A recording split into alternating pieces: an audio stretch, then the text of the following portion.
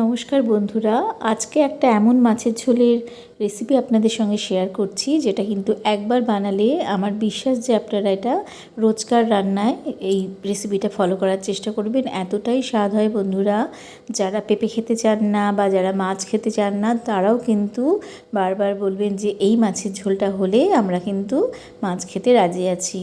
দেখুন, এর জন্য আমি কাতলা মাছ নিয়েছি, নিয়ে নুন হলুদ ভালো করে লাগিয়ে নিয়েছি। এবার সর্ষের তেল নিয়ে নিতে হবে। সর্ষের তেলটা গরম হলে পরে মাছগুলো ভেজে নিচ্ছি। এই রেসিপিটা আমার মায়ের রেসিপি এবং এই মাছের ঝোলটা হলে সেদিন কিন্তু আমার বাড়িতে সবাই খুব পছন্দ করে খায়। আমার মনে হয় বন্ধুরা আপনাদের বাড়িতেও সবার খুব ভালো লাগবে, সেই জন্য আপনাদের সঙ্গে শেয়ার করছি। দেখুন, মাছগুলো এইভাবে লাল লাল করে ভেজে নিচ্ছি। মাছ ভাজার সময় কিন্তু গ্যাসের আঁচটা কিন্তু একটু বাড়িয়ে রাখলে ভালো হয়। দেখুন, আমি গোটা পেঁপেটার থেকে অর্ধেকটা পেঁপে ছাড়িয়ে নিয়েছি এবং একটা আলুও তার খোসাটা ছাড়িয়ে নিয়েছি।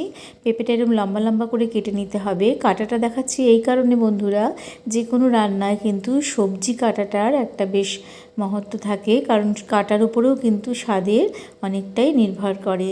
যে আমি ফোড়নের পেঁয়াজটা লম্বা করে কাটবো না ডুমো করে কাটবো, সবজিটা ডুমো করে কাটবো না লম্বা করে কাটবো, সেটাও কিন্তু নির্ভর করে। এখানে কিন্তু এই ঝোলটাতে আপনি লম্বা লম্বা করে আলু আর পেঁপে কেটে নেবেন।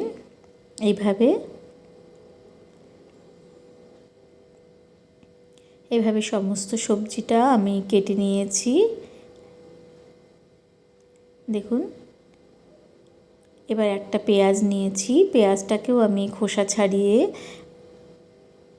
যেভাবে কাটছি এইভাবেই কেটে নিতে হবে, লম্বা লম্বা করে কাটবেন না। মাঝখান দিয়ে একটা কাট দিয়ে আবার পাশ থেকে কুচিয়ে নিতে হবে ভালো করে, একদম মিহি করে কুচিয়ে নিচ্ছি। মাছ ভাজাটা আমার কমপ্লিট হয়ে গেছে, সমস্ত মাছ তুলে নিচ্ছি।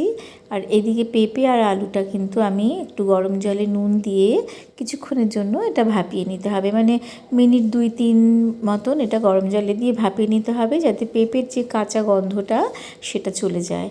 এবার আমি সেই তেলের মধ্যে আর একটু তেল দিয়ে মাছ ভাজার তেলের মধ্যে জিরে ফোড়ন দিয়ে দিতে হবে। এটা কিন্তু দুর্ধর্ষ একটা গন্ধ বেরোয় মাছের এই ঝোলটার। অবশ্যই কিন্তু ঠিক এইভাবেই করবেন, ঠিক যেভাবে যতটা পেঁয়াজ ভাজা হচ্ছে বা যতটুকু ফোড়ন দেওয়া হচ্ছে সেইভাবে যদি করেন, আমি কিন্তু বিশ্বাস রাখি যে আপনাদেরও রান্নাটা ওরকমই পছন্দ হবে। পেঁয়াজটা ভালো করে ভেজে নিচ্ছি। পেঁয়াজ খুব লাল করে ভাজার দরকার নেই, তার আগেই কিন্তু অল্প ভাপিয়ে রাখা পেঁপে এবং আলুটা দিয়ে দিতে হবে। পেঁপেটা কিন্তু পুরোপুরি সেদ্ধ করে নেবেন না বন্ধুরা, তাহলে কিন্তু রান্নাটা হতে হতে পেঁপে এবং আলু ভেঙে ঝোলের মধ্যে ভেঙে যাবে, সেটা ভালো লাগবে না। এবার সামান্য পরিমাণে নুন এবং হলুদ দিয়ে আলু পেঁপে পেঁয়াজের সঙ্গে ভেজে নিতে হবে। আলু পেঁপেটা বেশ ততক্ষণই ভাজবো যতক্ষণ না পর্যন্ত আলু পেঁপেটা বেশ নরম হয়ে আসছে। আমি ঢাকা দিয়েও এটা অনেক সময় ভেজে নিই আমি, যাতে আলু পেঁপেটা একদম বেশ নরম নরম হয়ে ভাজা হয়ে যায়। এদিকে ওটা ভাজা হতে হতে আমি একটা মশলা তৈরি করে নেব। সেটা হচ্ছে 2 কাঁচা লঙ্কা, 1/2 ইঞ্চি আদা এবং 1 চামচ জিরে গুঁড়ো। জিরে গুঁড়ো এবং আদা কোনোটাই কিন্তু খুব বেশি দেওয়া চলবে না, তাহলে কিন্তু গন্ধটা নষ্ট হয়ে যাবে। অল্প পরিমাণে জল দিয়ে আমি মশলাটা তৈরি করে নিয়েছি। বুঝতেই পারছেন যে কত কম মশলায় এইরকম একটা মাছের ঝোল হয়, কিন্তু বানিয়ে খেয়ে দেখবেন বন্ধুরা, গন্ধটা কিন্তু অসম্ভব সুন্দর হয়। এদিকে দেখুন, আমার আলু আর পেঁপেটা অনেকটাই ভাজা হয়ে এসেছে। আমি দেখে নিচ্ছি যে কতটা সেদ্ধ হয়েছে।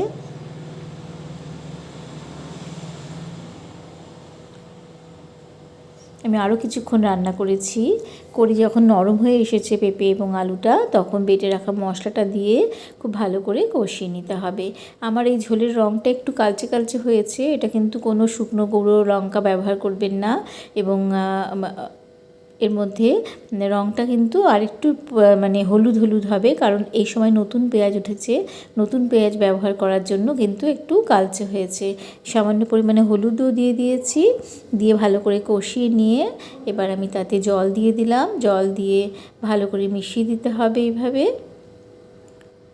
দিয়ে নুন ঝাল সব চেক করে নেবেন বন্ধুরা। দিয়ে চাপা দিয়ে পুরো আলু এবং পেঁপে ভালো মতন সেদ্ধ হওয়া অবধি রান্না করব। আমি একটা লঙ্কা চিড়ের মধ্যে দিয়ে দিলাম।